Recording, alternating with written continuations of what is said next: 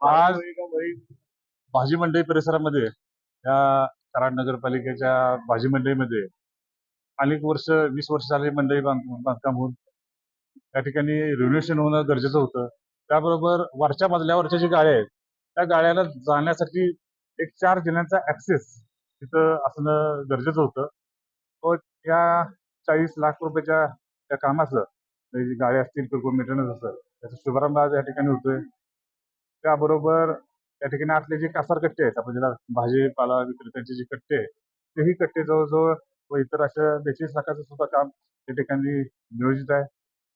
आज या ठिकाणी नगरपालिकेची भाजी मंडई बांधून काही किरकोळ कारणास्तव भाजी विक्रेते बाहेर रस्त्यावरती व्यवसाय करतात. त्यामुळे या भाजी मंडईतल्या काही उणिवा ज्या आहेत त्या उणिवा काढून ही भाजी मंडईला पुन्हा एकदा गतवैभव देण्यासाठी आज ह्या कामांचं नियोजन करण्यात आलेलं आहे.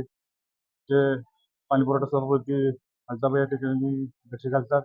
त्याबरोबर त्या संपूर्ण परिसरामध्ये तिथे पार्किंग असेल किंवा भाजी विक्रेत्यांच्या दृष्टिकोनातून जी अडचणी असतील त्या मंडई परिसरामध्ये जे जे काही प्रश्न असतील ते या कार्यक्रमाच्या निमित्तानं संपूर्ण मार्गी लागेल अशी मी या ठिकाणी ग्वाही देतो. शेतकरी जो बाहेर जातोय त्या इथं काही पार्किंग असतील किंवा इथं ज्या काही सोयी सुविधांचा अभाव होता त्या सोयी सुविधांचा अभाव आणि पार्किंगच्या गोष्टीमुळे जो शेतकरी बाहेर जातोय तेच नेमके त्या मागे ज्या समस्या सोडवून पुन्हा सर्व शेतकऱ्यांना या ठिकाणी भाजी मंडईमध्ये बसण्यासाठी आम्ही प्रोत्साहित करणार आहोत.